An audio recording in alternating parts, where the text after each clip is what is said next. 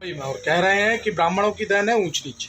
ये आरएसएस मोहन भागवत जी वही है जो बाबा साहब अम्बेडकर के संविधान को बदलने वाले, जिन्होंने एससी एसटी पिछड़े वर्ग के जो आरक्षण है, जो जो उनको सुविधाएं मिलती हैं, इसको खत्म करने की बात की। और बहुत साल हो गए, अब नहीं देना चाहिए, और ये समय समय पे इनकी सरकारों ने किया है।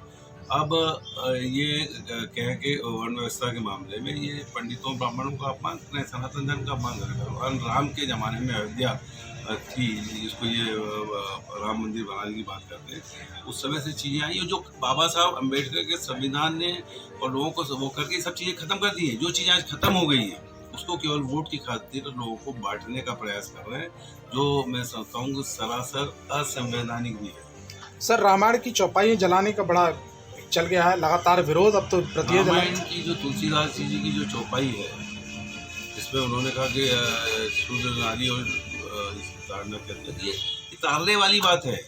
इनको प्रमुखता दो, इनको ऊपर उठाओ, इनको सम्मान दो। ये हमारे सनातन धर्म में है। सभी देवी, सरस्वती माँ, लक्ष्मी माँ, दुर्गा माँ, इनका स्थान है। उस तरह से नारी को सम्मान दीजिए, और जो पिछड़े लोग हैं इनको कीजिए। वही तो चीज़ें आई संविधान में। तो ये जिस चीज़ का ये हमेशा से विरोध करते रहे, और ये केवल वोट की राजनीति है, और ये जनता ये समझती है। जिस तरह भगवान राम जब जो पार करना चाहते थे, तो केवट ने कहा था कि मैं आपसे सुन रही हूँ, आपको मुझे तारना है।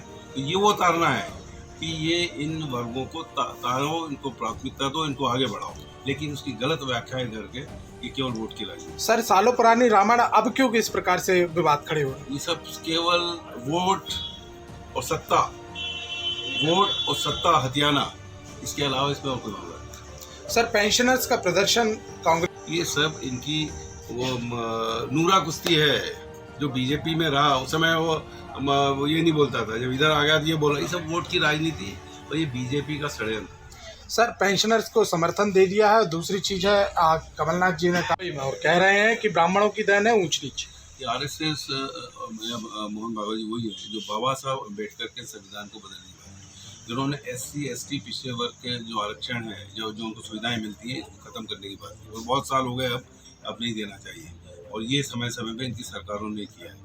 अब ये कह के वर्ण व्यवस्था के मामले में ये पंडितों ब्राह्मणों का अपमान कर रहे हैं, सनातन धर्म का अपमान कर रहे हैं। और राम के ज़माने में अयोध्या थी, जिसको ये राम मंदिर बनाने की बात करते हैं, उस समय से चीज़ें आई, और जो बाबा साहब अम्बेडकर के संविधान ने और लोगों को वो करके सब चीज़ें खत्म कर दी हैं। जो चीज़ें आज खत्म हो गई है, उसको केवल वोट की खातिर लोगों को बांटने का प्रयास कर रहे हैं, जो मैं समझता हूँ सरासर असंवैधानिक भी है।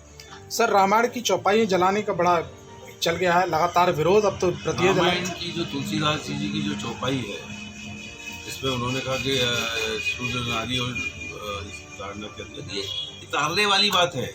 इनको प्रमुखता दो, इनको ऊपर उठाओ, इनको सम्मान दो। ये हमारे सनातन धर्म में है। सभी देवी, सरस्वती माँ, लक्ष्मी माँ, दुर्गा माँ, इनका स्थान है। उस तरह से नारी को सम्मान दीजिए, और जो पिछड़े लोग हैं इनको कीजिए। वही तो चीज़ें आई संविधान में। तो ये जिस चीज़ का ये हमेशा से विरोध करते रहे, और ये केवल वोट की राजनीति है, और ये जनता ये समझती है। जिस तरह भगवान राम जब जो पार करना चाहते थे, तो केवट ने कहा था कि मैं आपसे सुन रही हूँ, आपको मुझे तारना है।